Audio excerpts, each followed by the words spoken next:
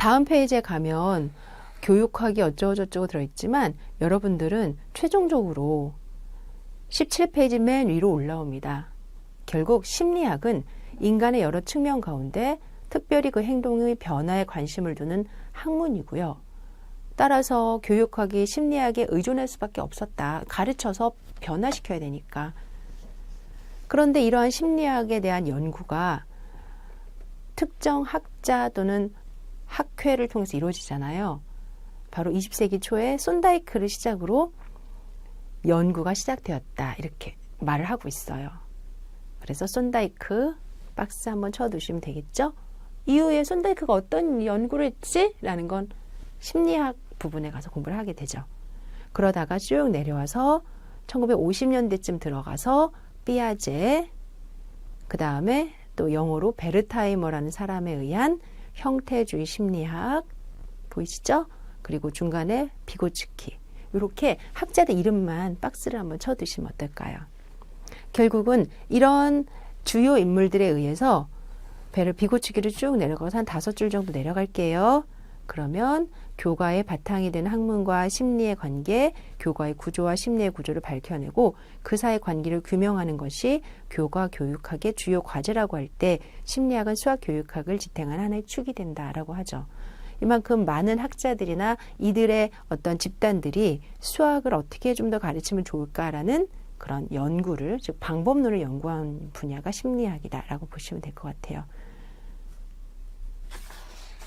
뒤로 넘어가서 그러면 심리학은 수학을 가르치는 분야의 한 영역을 차지했다. 많은 학자들이 이미 수학을 미리 가르쳐보고 그걸 배우는 교사나 학생이나 가르치는 교사의 심리적 상태를 고려해서 교수법을 전개해놨다면 수학이라는 부분은 수학 교육과 어떤 관계가 있을까?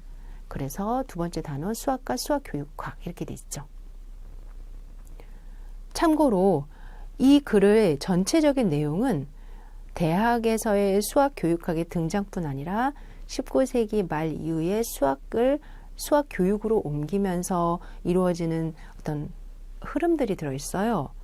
그리고 그 안에는 클라인 등의 설명이 들어있는데 여기에 있는 글들을 다 눈으로 확인하기보다 우리가 수학 교육사를 공부하고 다시 넘어와서 보면 훨씬 더 접근이 쉬우니까 결론적으로 저랑 이런 이야기를 좀 한번 해볼까요? 19페이지 맨 아래 이와 같이 수학 교육학자들은 여러 부분에 걸쳐 수학자의 도움을 받았으나 그들 사이에 미묘한 불일치나 갈등도 없지는 않다. 이렇게 얘기하죠. 즉 수학 교육은 수학이 아니에요. 단순히 수학을 연구하는 분야가 아니기 때문에 그리고 우리는 항상 대상자가 있잖아요. 그렇기 때문에 수학을 수학처럼 알고 있으면 안 되더라라는 거죠. 하지만 수학을 모르면 안 되는 이유도 있어요. 한 페이지 넘어가 볼게요. 위에서 4줄 정도 내려가면 여러분들의 마음을 이렇게 표현했어요. 예비 수학 교사가 가능한 한 많은 수학을 학습하는 것이 바람직하다라는 측면에는 동의하나 현실적인 여건이 허락되지 않을 때 이렇게 이야기하죠. 즉 우리에게는 수학을 배우는 게 사실 굉장한 부담이잖아요. 하지만 수학을 배울 수밖에 없는 이유가 있다라고 돼 있죠. 쭉 내려가서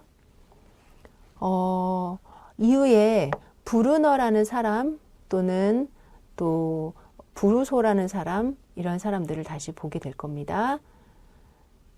수학자는 어떤 방식으로 수학 교육에 기여할 수 있을까? 우선 859 밑에 수학과 교재론의 주요 과제는 교수 학습을 염두에 두고 선정된 수학 내용을 교육적으로 정교화시키고 특정 내용에 대하여 학교 수학과 학문 수학의 연결고리를 찾으며 이를 통해 해당 내용을 가르치고 배우는 데 대한 이유를 도출해내는 것이다. 이와 같이 학문으로서의 수학과 학교 수학의 내용상 연계로부터 수학교의 구체적인 시사점을 찾을 수 있을 것이다. 이 말은 무슨 말이다?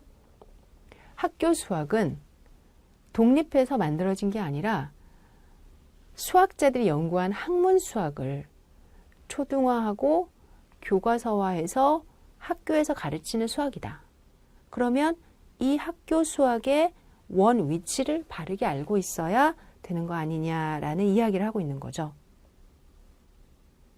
따라서 우리가 수학을 학교에서 가르칠 때 학문으로서의 수학과 학교 수학의 내용상 연계, 이거를 바르게 아는 것, 그것이 여러분들이 수학을 공부하는 한 이유이다라고 이야기를 하고 있습니다.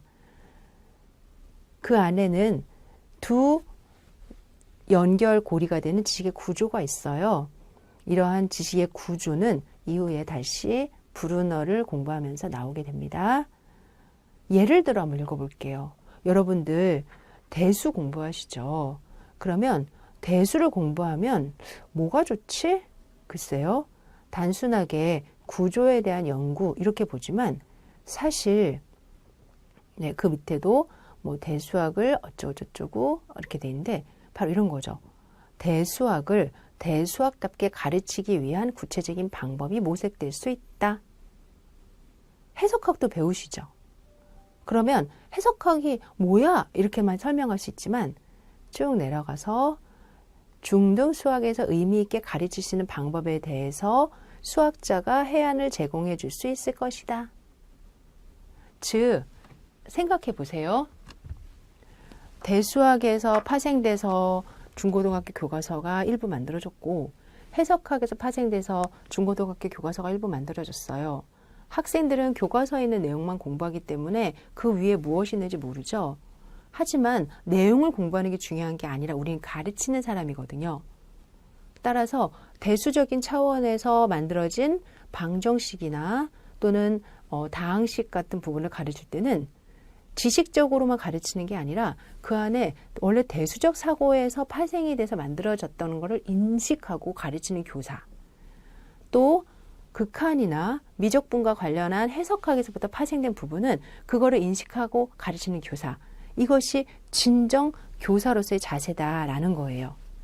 그래서 중등학교에서 의미 있게 가르칠 수 있는 방법에 대해서 우리가 바르게 알려면 대학에서 그 각각의 영역들이 어떠한 수학이었고 어떻게 연구가 되었고 내가 수학자로서 공부를 바르게 했을 때 가능하다라고 보는 거죠. 또 쭉 내려와서요. 맨 아래 이와 같이 수학의 각 분야에 있어 지식의 구조를 확인하는 작업은 수학 교육이 이끄는 기준을 제공한다는 점에서 수학 교육이 기여한다. 이것 또한 무엇이다? 그러면 내가 극한이나 미적분을 가르친 때 대학 수학에서부터 영향을 받았기 때문에 그 아이디어가 분명히 주장하는 바는 유사할 거라는 거죠. 내 경험상 극한에서 얘가 중요해. 이런 게 아니라는 거예요. 분명히 통하는 맥이 있다면 교사로서 그런 부분을 잘 강조할 수 있는 것 또한 대학에서 해석학을 공부한 이후에나 가능하다라는 거죠. 오른쪽으로 와서 수학자가 수학 교육의 시사점을 제공할 수 있는 또 하나의 측면은 폴리아의 저서에서도 볼 수 있는 바와 같이 수학적 사고 방법을 구체화하여 보여주는 것이다. 뭐라고요? 여러분들이 극한을 가르치고 또 극한을 학생에게 지도할 때 단순히 극한의 문제를 풀거나 내용을 아는 것뿐 아니라 내가 이전에 대학에서 수학을 공부하면서 이상의 다양한 사고를 자극을 받았잖아요. 수학적 사고 방법을 탐색했잖아요. 그렇다면은 고등학교 학생들에게 이러한 사고 체계나 방법을 전수해 줄 수 있는 나만의 발전이 있었을 거라는 거예요. 수학적 사고 방법이나 과정이 어떠한지는 수학적 연구를 오래 그리고 심도 있게 하는 사람에게 적절한 영역이다라고 돼 있죠. 대학에서 열심히 위상수학을 공부하고 미분기하를 공부하는 것에 대해서 어려움을 토로하시는 분이 많으세요. 저도 이해해요. 이 책도 얘기했잖아요. 하지만 그 안에서 우리가 해야 될 일은 앞으로 이러한 내용들이 중고등학교 학생들에게 이렇게 초등화돼서 가르쳐지고 있으니 또 가르치게 될 것이니 밑바탕에 깔려있는 지식의 구조적인 차원에서 지식을 바르게 학습하자. 또한 이 내용들의 연구 과정 안에서 나는 더 나은 수학적 사고를 학습하는 경험이 되니까 이 내용들 또는 방법들을 열심히 공부해서 나중에 학생들에게 나의 수학적 사고를 전수할 수 있을 것이다. 이러한 자세 또는 이런 마음가짐이면 대학을 졸업할 때까지 수학을 공부하는 데 좀 힘이 되지 않을까 생각이 듭니다. 살짝 읽었는데 그 안에서 뭔가 좀 얻으셨나요?